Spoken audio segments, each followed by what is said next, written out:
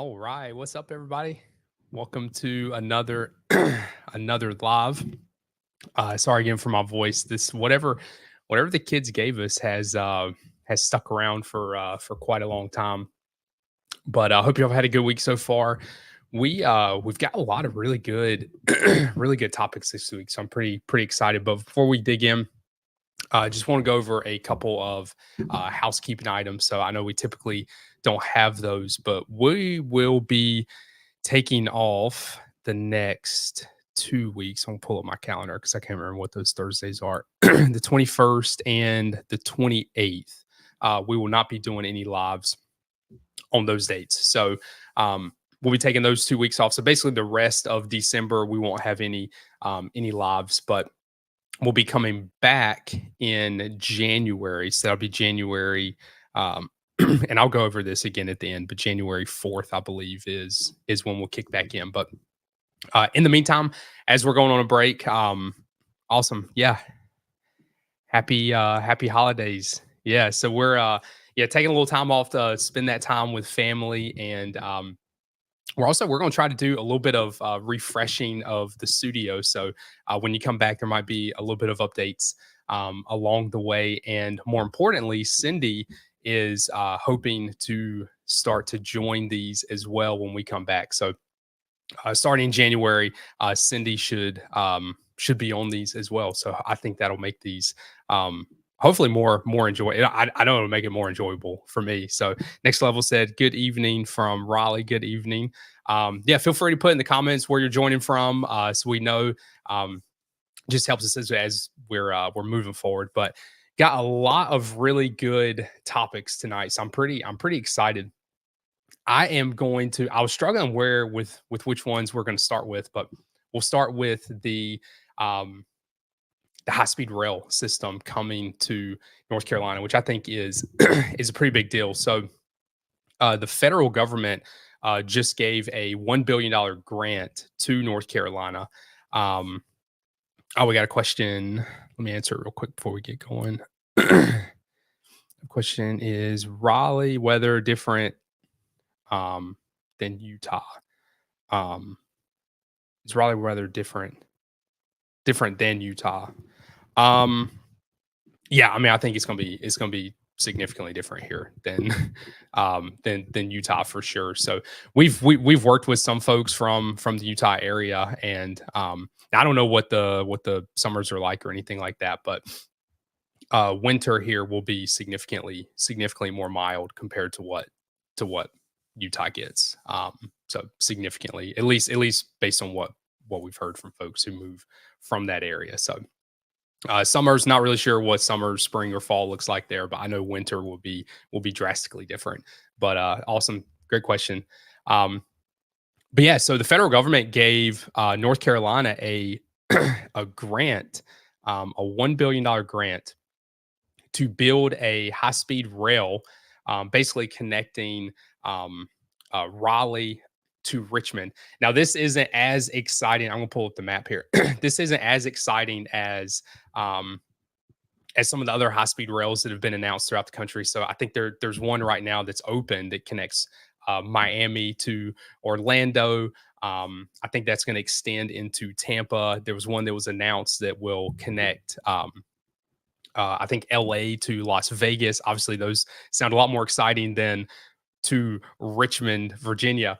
But yeah, I was like, why Richmond? But Richmond is apparently the gateway to the Northeast when it comes to rail, which makes sense, right? So you get to Richmond, you can get to DC, you can get to New York City, and all those Northeast major cities, and Richmond is going to be essentially the gateway to get there. So to open up this rail line here in North Carolina would get folks to Richmond quicker, and then get those folks to those major cities a lot quicker as well. But it's a substantial grant. It's $1 billion. I don't think this is, from what I read, I don't think this is going to cover the entire rail system by any means. I think it's very preliminary what they'll be doing. And then hopefully kind of building building off of that. But essentially, what's going to happen is I'll go back to this map and show y'all on. Oh, that's not the right one. There we go. No, sorry, I'm laughing because my wife put on there. Hello from Durham. She's down. She must be downstairs, downstairs watching. And be positive. Hello from California. How would the market and be in March? And how is it right now in Holly Springs? So I think the market's going to be somewhat competitive in the spring. Well, I'll get to that a little bit later. But I do think it's going to be somewhat competitive.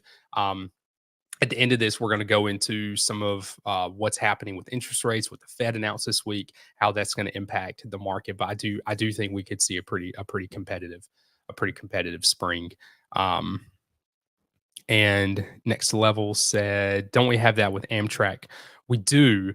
So my understanding with this new line, so this right here is the existing line. This right here would be what they call the S line. So it's like an old, I think, freight line that has, from what I read, it sounds like it's been largely discontinued. Yeah, right here, this kind of checkered spot here where the tracks have been removed and they'll have to rebuild it. So essentially, they're going to take an old freight line, they're going to rebuild that section, and they're going to make it compatible with high-speed trains. So I think the current Amtrak goes about 80 miles or maxes out at 80 miles an hour. They're saying this rail will be capable of handling a train over 110 miles per hour. They haven't released the speed or anything like that. But what they have said is it'll essentially cut the travel time down in half. So the amount of time it takes to get to Raleigh to Richmond today will essentially be cut pretty substantially. So, but yes, to your point, Next Level, they do they do already have a track there. This will be essentially a quicker route to get there. But yeah, part of that $1 billion is going to be to rebuild a portion of this track. From what I was reading, Virginia owns the majority of the line, if not all of the line that already exists. But it seems like North Carolina is going to have to buy up some sections. But yeah, it's really cool. I mean, this would be the first, to my knowledge, at least, unless there's another one that I'm not aware of, this would be the first high-speed rail in North Carolina. Part of that grant as well, and these are separate grants that were given to North Carolina, much smaller amounts, but they were given $500,000 to explore other routes in North Carolina. So they were going to explore Raleigh to Wilmington, which is pretty intriguing. So I think that would be a pretty cool rail system. Raleigh to Wilmington, Raleigh to Winston-Salem, and Raleigh to Fayetteville. So those were the three that were centered around Raleigh. Now, that 500,000 is very preliminary. It's essentially just doing studies on, is this feasible? What would the cost be? What would the process be to do this? So it's very much an exploratory process on those routes. This is not, at least it doesn't seem to be exploratory. This seems like it essentially has begun. That grant is to get this process started. So yeah. I mean, that'd be really cool. I don't know the impact this would have on traffic. But I do know if you've ever made the drive from Raleigh to DC, it's pretty brutal. When you hit that DC traffic, it's a pretty brutal drive. And so I know, like, as our kids get older, I'm going to want to take them to DC, and to have an option where you could just hop on a rail line and get there without having to deal with the traffic is pretty appealing. So I think this will be a really cool thing whenever it does open. So I just think adding, I mean, rail is probably not going to be, at least in our area, what it is in some other areas of the world as far as, super common method of travel. But anything that we can have to alleviate some of the congestion on the roads, the better. And this would go a long way. But we'd love to know y'all's thoughts about it. Are y'all excited? Do you think this is a worthwhile venture? Do you think it's going to get used enough to be worth the investment? Yeah, I'd love to know y'all's thoughts, but I do think it will be, especially for folks who are traveling to the Northeast, a common amount. I think this would be a helpful thing. So, all right, moving on to the next one. So, I'm I am really excited about this one. So last week I'd covered a little bit about the hub, and the hub, Earl said, I think this is a brilliant idea. Absolutely. Yeah. Yeah. I think it's really good. Um, but so I talked a little bit about the hub and the plan for the Research Triangle Park. So the hub is this mixed use space within the Research Triangle Park they're building. It's about 100 acres. And the plan is to essentially turn that into a social district. So you can have essentially, alcoholic beverages and walk around within that social district. Um, and but the hub is in the grand scheme of the Research Triangle Park a really small area. Um, Next level said, my wife and I hate driving back and forth because of the DMV traffic. Yeah, yeah. I mean, it is it is rough when you hit that traffic. It is rough. So yeah, the rail line would be perfect for that. Um, and Crystal said, definitely excited. I can't wait. Concerned about how long it actually take to complete though. Yeah, I mean that's a valid concern. Anything infrastructure wise typically takes a substantial amount of time um, to complete. And then Earl from the Northeast, and this is well needed for business and pleasure. Yeah, yeah. I think it'll be a really good thing. And then if we can continue to add to that, like with you think about the plan they're exploring, you'd have a high speed rail going north to Richmond, a high speed rail going east to Wilmington, west to Winston Salem, and south to Fayetteville. That'd be pretty cool setup. So I think that'd be really neat. Um, but so the Research Triangle Park. So I know we talked a little bit about the hub last week. They presented a what they call RTP 3.0, which I thought was really, really, really exciting. So basically, what they want to do is move towards a more high density type setup in the Research Triangle Park. If you remember me talking about in Durham, they were moving towards what they called like a 15-minute city. And the Research Triangle Park is also pushing towards that same goal. They're using the same language, that 15-minute city. Essentially, what that means is they want you to be 15 minutes from your daily necessities. So things like medical care, groceries, things like that. Essentially, 15 minutes from where you live, those would exist in that area. And the Research Triangle Park wants to move towards that goal. And I find that interesting because if you've ever driven through the Research Triangle Park, it's kind of, I mean, you read about what the Research Triangle Park is, and if you've ever driven through it, it's it's kind of a letdown in a way because it's so spread out. Like I think in people's minds they think of just all these really you know massive buildings and like just I don't know, maybe more of like an urban environment, but the Research Triangle Park is 7,000 acres. I mean, it is substantial. It's a huge amount of land.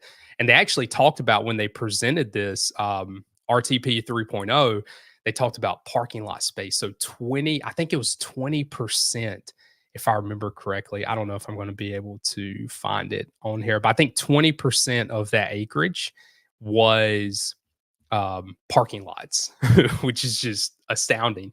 And part of what they're talking about is essentially taking that unused space and building more places like the hub that they're building. So more of these like mixed use spaces throughout the Research Triangle Park, which would really completely transform it from what it is today. And they also talked about even bringing in more housing into the Research Triangle Park. So right now, the hub, which will be this small 100-acre section, um, is going to have apartments, and they're talking about adding to that throughout the Research Triangle Park. So when you think about an area that is as large as this area with 7,000 acres, so I actually looked up Manhattan is, I think, 14,000 acres. RTP is half that size. I mean, it's just substantial in size, and have that much land and that much land that's underused and underdeveloped for what it could be. To have this plan of no, we're gonna push this forward. We're gonna develop this area. We're gonna do more areas like the hub where it's mixed use. We're gonna add housing into this. I think that's going to be a um, transformational thing for this area. So that is, yeah, yeah, that got me really fired up. They essentially, it's a 50-year vision. So I mean, this is something that's not going to be completed, anytime soon, anytime in the next several years. This would be a very, very, very long process. But I think when you think of companies like Apple, right? Apple's coming to the Research Triangle Park.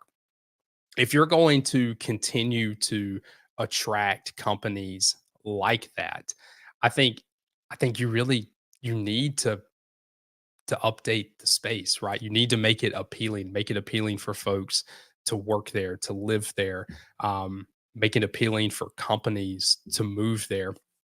And so I think this RTP 3.0, this 15-minute city type setup that they seem to be moving towards for the Research Triangle Park would be a really good thing. It is going to be dependent on places like Durham County and Wake County rezoning the entire area to allow for this kind of development. Um, I couldn't imagine. I could be wrong. I couldn't imagine significant pushback on that, just because of how important the Research Triangle Park is and how important it is that you have 7,000 acres there that could be used for other purposes than just parking lots. And a lot of those parking lots, they said, are underutilized because people are working from home. And so you got all these vacant parking lots that just sit there and could be developed into something much more useful, much more productive. So anyway, I love stuff like this. I think this is the stuff that's going to continue to transform this area to continue to make it better. You've got 7,000 acres. It's just sitting there, a large portion of it, that you could really develop over time and make it great. So, um, being said, what do you think is the next big area of the triangle to have a development boom? So it's a really good question. I think for one, the south side of the triangle, I think it's really already in a development boom. Um, I think that will continue, especially once uh, uh, interstate. My mind went blank. The southern portion of interstate. Oh my gosh, why is my mind going blank? Um, let's see here. I got my 540. My goodness, I drive that road every day, and I couldn't even think of it. Once the southern portion, I've even talked about it on here. Once the southern portion of 540 is completed, I think that boom will continue and be substantial in the southern portion of the triangle.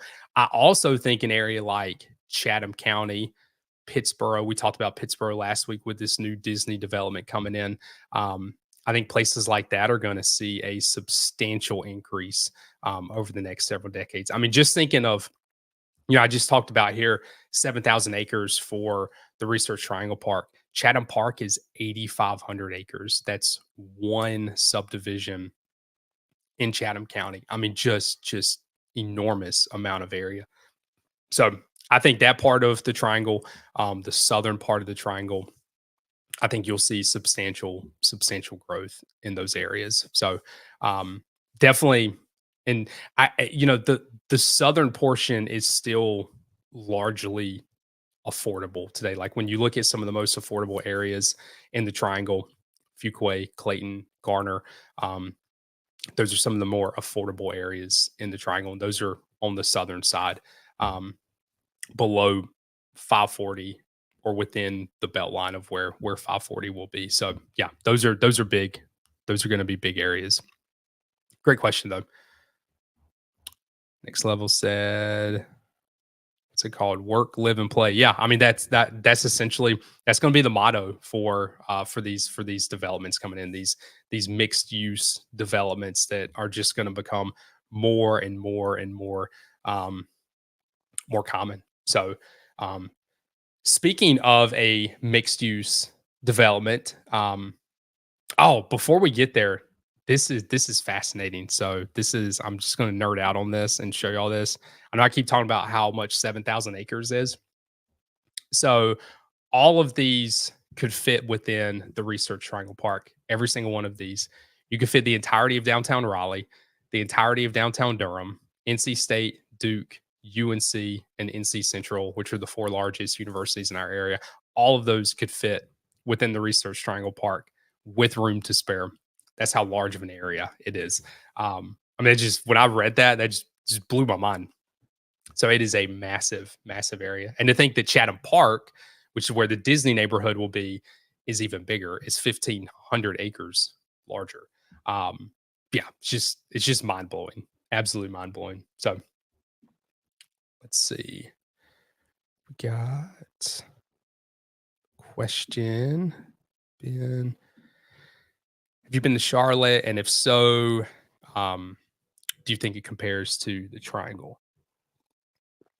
Um, I have been to Charlotte. So I grew up in a small town northeast of Charlotte called Albemarle. Um, and so I think that's a good question. It's been a while since I've been to Charlotte.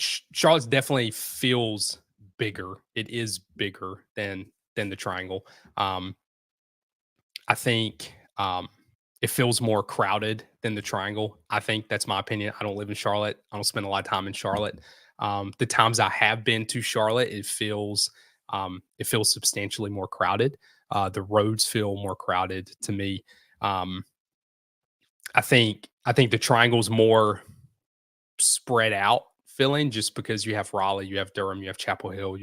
They're all different cities, but kind of oddly interconnected as well. Um, I think, yeah, that's essentially that's what I'll say. Both are great there. I mean, you look at like top cities in the country to move to, top cities in the country to do business in, um, fastest growing regions. Charlotte, Raleigh, always top the list. So I don't think you can go wrong with either one. Those are kind of my without spending a ton of time in Charlotte. Those are my kind of initial thoughts compared to Charlotte and Raleigh. Actually, I think our area has um, a little more. What's the word I'm looking for? There's a lot of like Durham's different, Raleigh's different, Chapel Hill's different. Like each area kind of has its own culture, its own vibe. Um, Charlotte just seems very kind of the same to me, and maybe that's the lack of knowing Charlotte, exploring Charlotte. Those are just some of my thoughts. So yeah, next level. Charlotte kind of reminds me of Midtown Manhattan. Yeah. I could definitely see that. Um, Crystal said, yeah, it's the size of, I mean, the size of RTP it's just mind blowing. So it's unbelievable. Um, and Chris also said, we've been trying to sell our house in Charlotte so we can move to the Raleigh area. Totally concur. It feels bigger and easier to feel lost. We visited Raleigh a couple times now and felt welcome. Yeah. I think it's just a more, yeah, it's just a completely different feel in the Raleigh area, I think. Um, so I've spoken very briefly about what's called Raleigh's Downtown South, which is actually this kind of neat mixed use space. We've been talking a lot about mixed use spaces tonight, and I think for the foreseeable future, I mean, they're just becoming more and more common for good reason. It's a good use of land. If you can use land to put commercial space, residential space, all within that, it's just a good use of land. But Raleigh downtown south, it's pretty close to where the farmers market is in Raleigh, and it's a huge project. It's 140 acres. Once they're complete, let me pull up the screen here so I can share it with y'all. All right, there we go. Yeah, it's gonna be about it's gonna be 140 acres, so it's a significant amount of space. It was being developed by a group called Kane Realty. They're the group that did North Hills and some other pretty major developments in the Raleigh area. So they're a very well known, very reputable developer in the area. But it was supposed to break ground next year. But it's been delayed. It's not been canceled or anything like that. They've been very adamant to say it's just taking longer to raise the funds needed to develop something like this. So, but which makes sense, right? Interest rates are tough.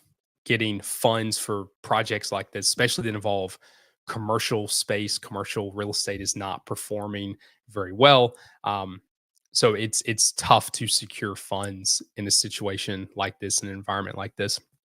But this is going to be an area when they do break ground that will be transformational on the south side. I think it's going to be. Let me see. I've got some notes here on the size of it. So I know it's 140 acres, but you'll have 240,000 square feet of retail space, about 3,500 apartments. It's going to take about 10 to 15 years to complete. So this was the original area that was going to have a stadium as well. I think they were going to have a soccer stadium. When we talked about the Major League Baseball team coming to the area, this is one of those sides of towns that it was pitched that it would be. If that ever happened, that'd be really cool if it did. But if that ever happened, this is one of those areas where it could potentially be. But yeah, just a part of town that will change significantly when it does. So I read this, kind of bummed out about it, because obviously this is a big deal. And when they break ground, it just kind of begins that process. But with the way the market is, with the way commercial real estate is right now, it's probably going to take a little bit of time before they're able to get this going. But definitely a project to keep your eye on, because it will transform. Their developers in North Hills is essentially going to be something similar on the south side of Raleigh. So something that would be pretty transformational. So, all right. So I wanted to we'll circle back to a topic that I just skipped over, but I want to talk about the housing market real quick, because some really positive news. I know we just talked about the tough market of raising capital and all of that kind of stuff, but so the Fed met this week and decided for the third consecutive time of their meetings to not increase rates, which is significant. And they didn't only say that they would not increase rates, but they talked about beginning a process of reducing rates. So I wish I had the chart. I thought I did. I don't have it pulled up. Actually, hold on. Here it is. The dot plan. So essentially, what is expected is, and y'all probably aren't going to be like, this is a terrible format, but so the Fed is expecting to drop rates 3 times next year, 4 times in 2025, and then 3 times in 2026. So we've hopefully, you know, the Fair Chairman used very careful language here, but we've hopefully gotten past this tightening phase that we've been in for a very long time. And we are moving towards a phase where they can begin to, and this is essentially the chart showing all that, but we can begin to lower those rates down, which is significant. So if that happens, I know earlier we had a question from Be Positive about what will the market look like in March. With this news, interest rates, which have been on a downward trend for a while, really since we had that the one live where we went over the unaffordability of the market. Interest rates had just hit 8%. Rates have now dropped to the mid sixes. which is 6.62 was about the average they were today. If you're a buyer that has good credit, you're putting a good chunk of money down for a down payment, those kind of buyers are going to get it for probably under that right now. You look at the FHA 6.1, VA 6.1. So those are right towards being back into the fives. So, I mean, this is substantial.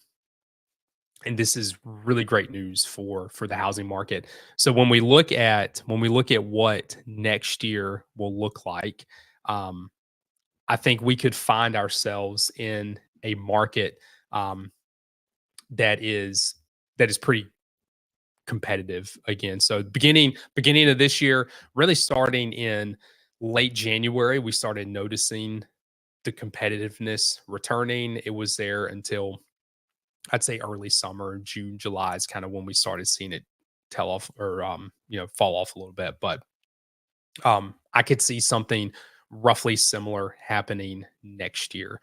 It really just depends on how low those interest rates get, though. If they get close to 5, which is about where we were that time last year, or I guess this year, so this past winter, so January, February, March, interest rates were decently low for a little bit of time, and which created a lot of buyer demand. So I think we could be in a situation where we see that kind of competitiveness come back. What an unknown is, and is still an unknown, is how much inventory is released, how much pent up demand from sellers, how many homes hit the market, to kind of help deal with that demand to lessen some of the competitiveness in the market. So a lot of projections right now are still that we'll see year over year next year, 1 to 5% appreciation or price growth. So if we see that, it's not, that's not a 2021 situation or first half of 2022 as far as market competitiveness. So it's not anything remotely like that. But I do think we could see a level of competitiveness return in the spring, just based on the news we're getting from the Fed, where interest rates are heading, the fact that they're dropping. I do think there's a lot of pent up demand. We experience on our end. This December compared to last December, we've had significantly more folks reach out to us. When I say reach out, I mean, someone calling, texting, emailing us saying, hey, we're ready to begin a house search, or hey, we want to list our house. It's been substantially more than last December, which tells me that there's some pent up demand in the market that we just weren't seeing last year. So anyway, hopefully that answers your question. I know you had a question about Holly Springs as well, and I failed to address that the first time. So yeah, Holly Springs is going to be one of those markets that's competitive as well. That southwest region of the triangle, Cary, Apex, Holly Springs, is just it's going to be it's just one of the more appealing areas, one of the more popular areas. But yeah, we'll see what the market's like. We'll know soon enough, but I do think a level of competitiveness will return. All right, last article, I saw this, thought it was really cool. One thing I love about Durham is the DPAC. We hardly ever go to the DPAC, but there's a lot of really cool shows there. And it is top 5 with Billboard, Venues Now, and Polestar. So those organizations are ranking DPAC in the top 5 greatest essentially venues in the country. So I just think it's great that we have a place like the DPAC here that puts on so many shows, so many opportunities for folks to go see cool things, so many opportunities for families to go see shows like Elf and the Holidays, or this year they're bringing back the Lion King. And so just things like that. We're just really fortunate to live in an area where that is the case, and you can take advantage of that. So I just thought that was really cool. So I love that part of Durham is just really nice, where the DPAC, the American Tobacco campus, where DPAC is, and the Durham Bulls play. It's just a really cool part of Durham. So I thought that was really neat. But I know I started with some uh, um, some updates, but we will be taking the next 2 weeks off. So next week and the week after, basically, excuse me, the rest of December will be taken off. So we're trying to spend time with family. Um, for Christmas and for New Year's, and then we'll be back that following week, which will be the first week in January. So I think that's January 4th. In the meantime, we're going to try to do some updates to the studio, give it kind of a new look, a fresh look. Cindy is not a big fan of how it looks now, so she's got a vision for it, and I think it's going to look really good. So we'll be working on that, and then when we come back, Cindy will be joining us. Probably not every night, but hopefully most nights she'll be joining us on these lives. So I'm really excited.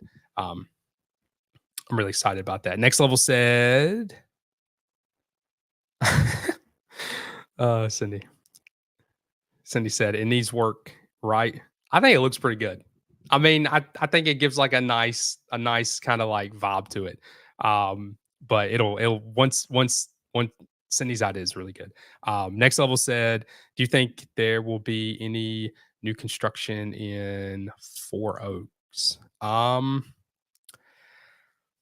I don't know. That's a good question. I don't know the answer to that. But I'll look into that and get back to you on that. But that's a really good question. So um awesome, y'all. Well, hope y'all have a wonderful holiday season. Um, and we will see y'all here in a couple weeks. Happy New Year, Merry Christmas. We'll see y'all soon.